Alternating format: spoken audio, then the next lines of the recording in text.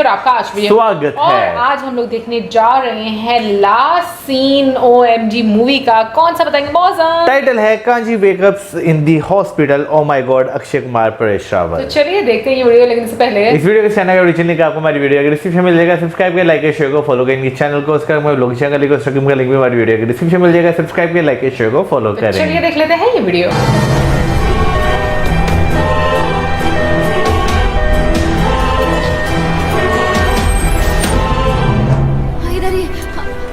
Excuse me. एक minute भाई, एक जरा प्लीज जाने दीजिए। जगह दे दीजिए प्लीज। Excuse me, जरा प्लीज रास्ता छोड़िए प्लीज प्लीज। आप लोग अंदर नहीं जा सकते।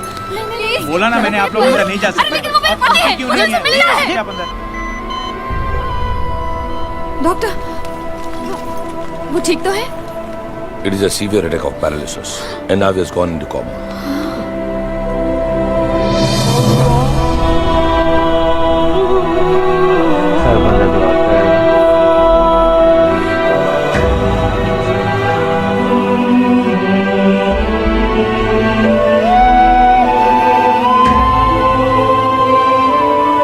He's on ventilator और अब सिर्फ भगवान ही उन्हें बचा सकते हैं।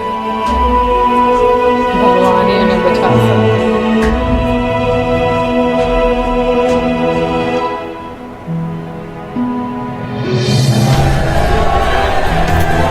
एटम बॉम्ब के ऊपर जितने भी लोग हैं उनकी 400 करोड़ चुकाने का फैसला किया है।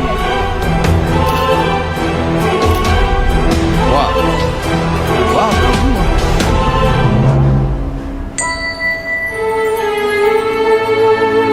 भगवान खुदा है।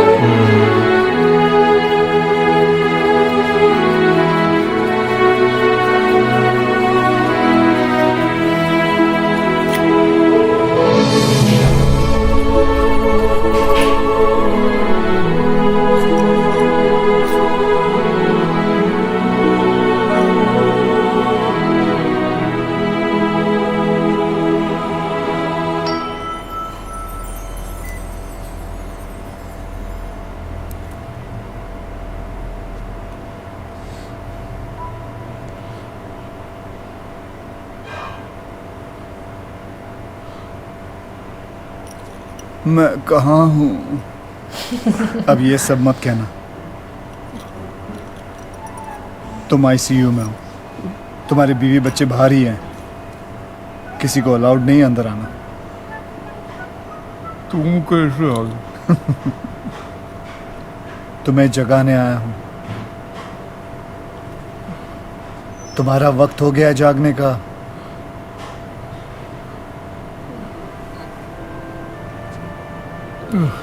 दिल से गालियां दी है ना भगवान को। और दिल कहाँ होता है? लेफ्ट साइड में। लेफ्ट साइड में। इसलिए left भगवान side ने है। पूरा का पूरा लेफ्ट साइड पैरालाइज कर दिया। ऐसा मैं नहीं कह लोग रहा कह हूँ। रहे हैं।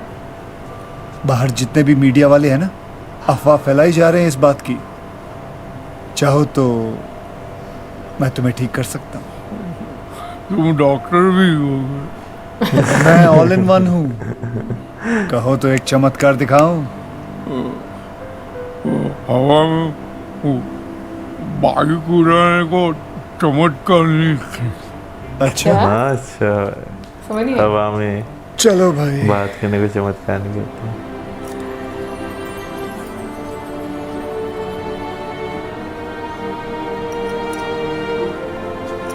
मयूर पंख है ना?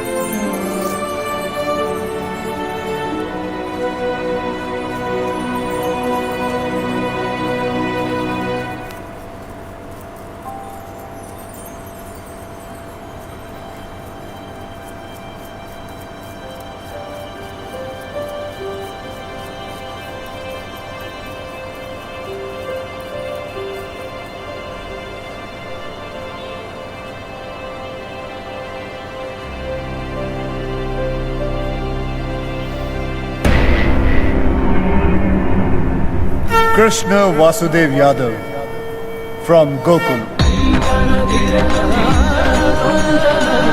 अब तो विश्वास हो गया।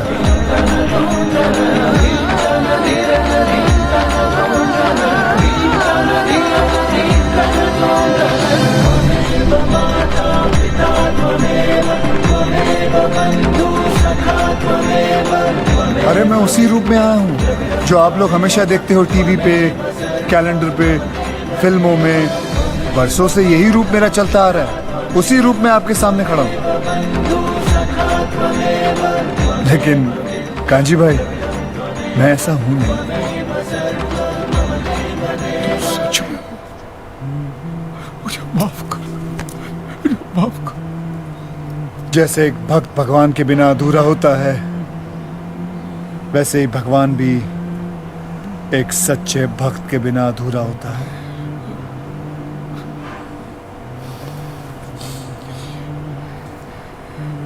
ये चमत्कार पहले क्यों नहीं दिखा?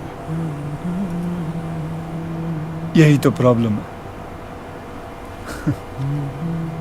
दोस्त।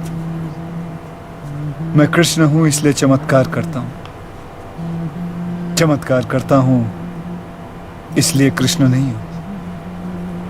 मतलब तुम हो, भगवान है, और भगवान मेरा बाप नहीं, मेरा दोस्त है। दोस्त तो मैं सभी का हूं, लेकिन कोई समझता नहीं मुझे अपना दोस्त। लोगों ने बड़ा आदमी बना दिया है, भटकते रहे अकेला, और क्या।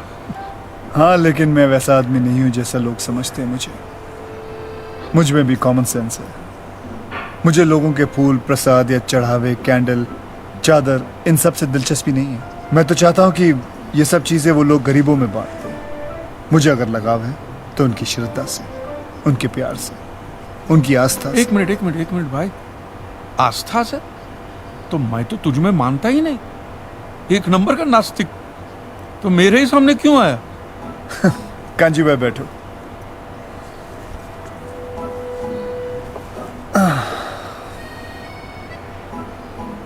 नास्तिक का मतलब समझते हो?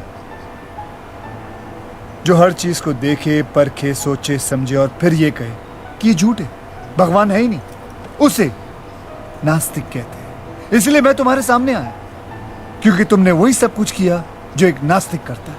और एक सच्चा नास्तिक एक सच्चा आस्तिक बन सकता है। लोग मेरे पास सिर्फ अपने स्वार्थ के लिए आते हैं। अलग अलग एक्सचेंज ऑफर्स लेके आते हैं। Exchange offer?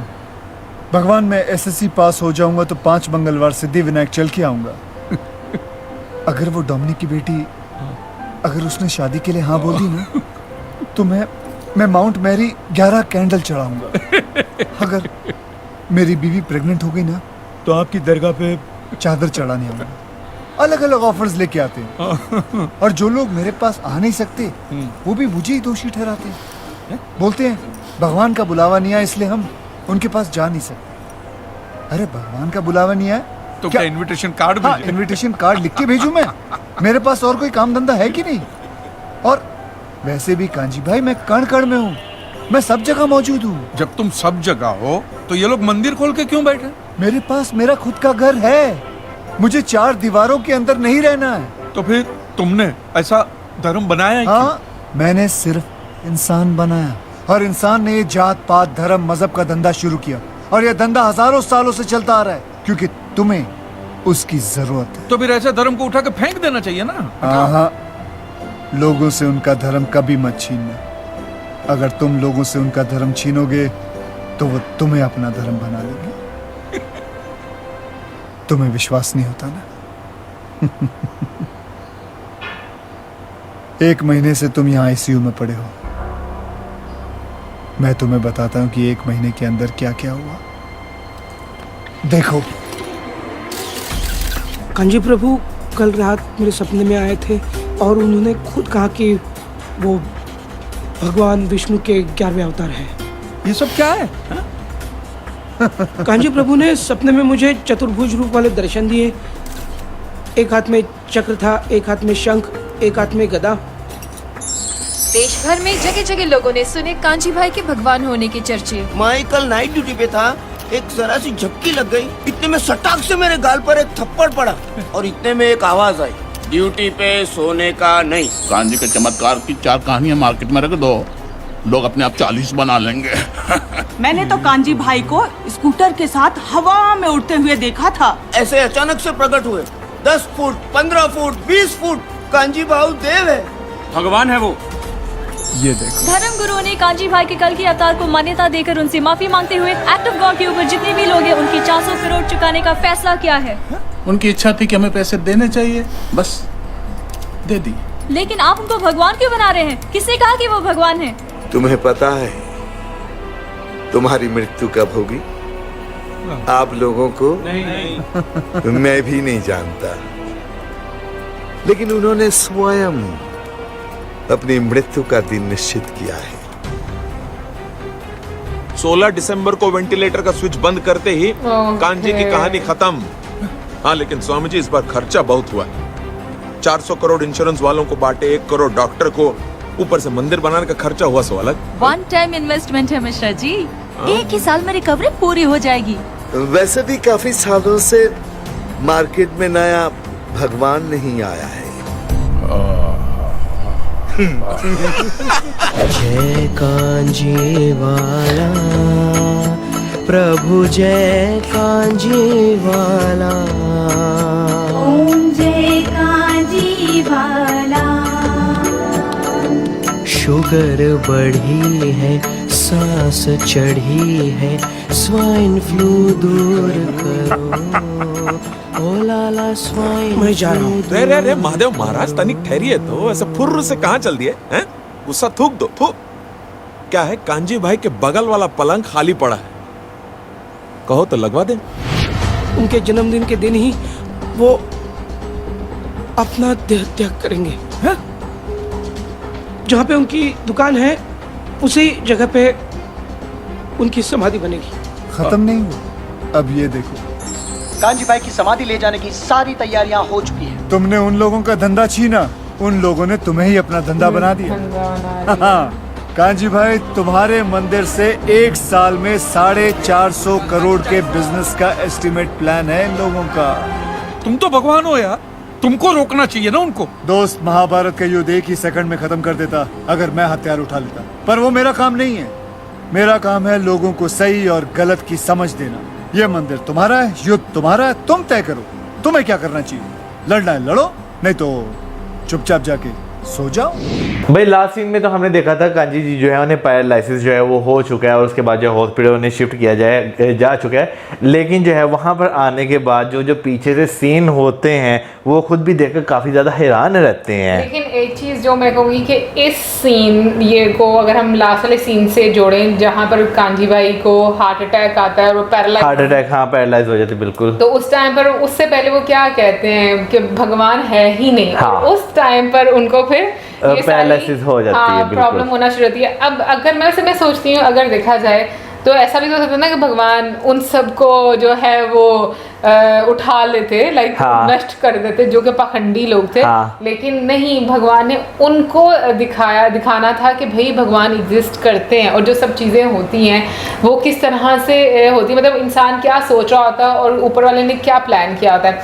लेकिन एक चीज़ बड़ी हाईलाइटेड थी और मुझे बड़ी चीज़ अच्छी लगी कि देखो जब वो अपने स्वरूप में आते हैं सो उस टाइम पर जिस तरीके से कांजी भाई देखो इमोशनल हो गए, उनके हाथ खुद ब खुद जुड़ जाते हैं। तो जो हायर पावर होती है उसके सामने हमेशा हम लोग झुकते भी हैं और हमारे हाथ खुद ब खुद जुड़ जाते हैं। तो मुझे ये चीज़ बड़ी अच्छी लगी। हाँ, इसमें कोई शक नहीं। अच्छा, बीच में जो उन्होंने बातें की ना कि लोग जो है मेरे पास आते हैं डिफरेंट ऑफर्स लेकर, डिफरेंट एक्सचेंज यानी कि एक्सचेंज ऑफर्स लेकर, तो वाकई ये एक हकीकत है। हम ऊपर वाले को हमेशा तभी याद करते हैं जब हम बहुत बड़ी मुसीबत में जो है वो फंस चुके हों कि हमारे पास जो है ना सिवाय उसके अब कोई और सहारा जो है वो ना हो।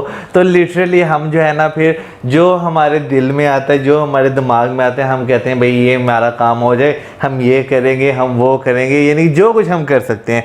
तो अगर डायलॉग्स के लिहाज से भी देखा जाए ना तो एक जो हमारी आम जिंदगी है ना उसके लिहाज से परफेक्ट चीज़ें जो हैं वो बताई गई हुई हैं कि हम जो है वो क्या करते हैं, क्या करना चाहते हैं, क्या मांगते हैं, किस तरह मांगते हैं। वैसे मैं बताऊं, मुझे लगता है कि इंसान बहुत लालची होता है। हम लोगों को सिर्फ अपनी पड़ी होती है, इवन कि जब कोई मुश्किल होती है तब भी हम सिर्फ अपने लिए ही मांग रहे होते हैं, कैसे आसानी पैदा करते हैं। और इस चीज़ पर जैसे मौजूद में डिस्कस किया तो महाभारत का एक एपिसोड मेरे जहन में आ गया और उसमें क्या होता है कि जब वॉर पर जाने से पहले अर्जुन और दुर्योधन दोनों लॉर्ड कृष्णा जी के पास आते हैं और वो उनसे कुछ मांगते हैं तो और मतलब जब वो जो लॉर्ड अर्जुन होते हैं ना, हाँ, वो लॉर्ड कृष्णा को ही मांग लेते हैं अपने लिए ना। अच्छा। तो देखो, और हाँ, वो होता है कि सेना जो है वो होते हैं जो सेना मांग लेते हैं, बिल्कुल। तो देखो, अगर देखा जाए अपेरेंटली तो यही लगेगा भाई कि इतनी सारी सेना उसके पास है तो वो ही जीतेगा। लेकिन ये सोचने वाली बात है कि भाई जिसके सारथी ऊपर वाले हैं वो असल में जीतेंगे। तो मुझे लगता है कि बहुत कुछ ऐसी चीज़ें जो हमारे समझने वाली होती हैं। बाकी कांजी भाई को लेकर जिस तरीके से उनके नाम पर मार्केटिंग की जा रही है और पैसा बनाया जा रहा है, ये सारी चीज़ें मुझे लगता है कि असल ज़िंदगी में होती हैं। हाँ, मूवीज़ में हम ये ज़रूर कह सकते हैं कि कुछ वर्ड्स ऐसे यूज़ किए जाते हैं या सिचुएशंस ऐसी बनाई जाती हैं इंसानों को समझाने के लिए कि कभी ह्यूमर ऐड कर दिया जाता है, कभी थोड़ी सीरियस चीज़ें ऐड कर दी जाती हैं। लेकिन अगर उसे क्रक्स की बात करें तो मुझे लगता है कि वो बड़ा इंपॉर्टेंट होता है समझना, और इस मूवी में मुझे लगता है कि वो बड़े अच्छे तरीके से समझाया गया। इनफैक्ट मैं बोलूँगी कि जिस टाइम पर ये मूवी बनी है, ऑब्वियसली इंडियन सोसाइटी बहुत ज़्यादा ओपन होगी और उस टाइम पर भी और अभी भी बहुत ज़्यादा है कि इस तरह के टॉपिक्स पर मूवीज़ बनी हैं, क्योंकि आज जैसे कि हम लोग पहले भी बोल चुके हैं, आज के टाइम में भी आपको पाकिस्तान में ऐसे किसी भी टॉपिक पर मूवी बनती हुई नज़र नहीं आएगी। सो मुझे ऐसा लगता है कि ज्ञान कहीं से भी मिले आपको समेट लेना चाहिए, खुद ही आपके फ़ायदे का होता है। बाकी आप ज़रूर बताइएगा कमेंट सेक्शन में जिसने OMG 2 मूवी देखी है, कैसी है वो मूवी, स्टोरी कैसी है। स्पेशली मैं बात करना चाहूँगी यहाँ पर अक्षय कुमार सर की, क्योंकि वो लॉर्ड कृष्णा का रोल प्ले किया उन्होंने OMG में। सो जो शिव जी के शिव जी के आई थिंक उनके रोल में है ना, शिव जी के में, लेकिन एक नहीं है, हाँ बिल्कुल उसी में आए हुए जहाँ तक हम लोगों ने देखा है। लेकिन ये है कि OMG में जब लॉर्ड कृष्णा वो बनते हैं और जब आते हैं तो उनके चेहरे पर तुम एक वो देखते हो, मतलब एक बहुत ही शांत एक्सप्रेशंस रहते हैं उनके, समझाने का तरीका भी और बॉडी लैंग्वेज भी। तो मुझे लगता है कि काफ़ी डिफिकल्ट होते हैं ऐसे रोल्स करना। एनीवे गाइस, ये तो तुम्हारी आज वीडियो आई होप आपको अच्छी लगी होगी, और इसी साथ में like, subscribe, share, good bye.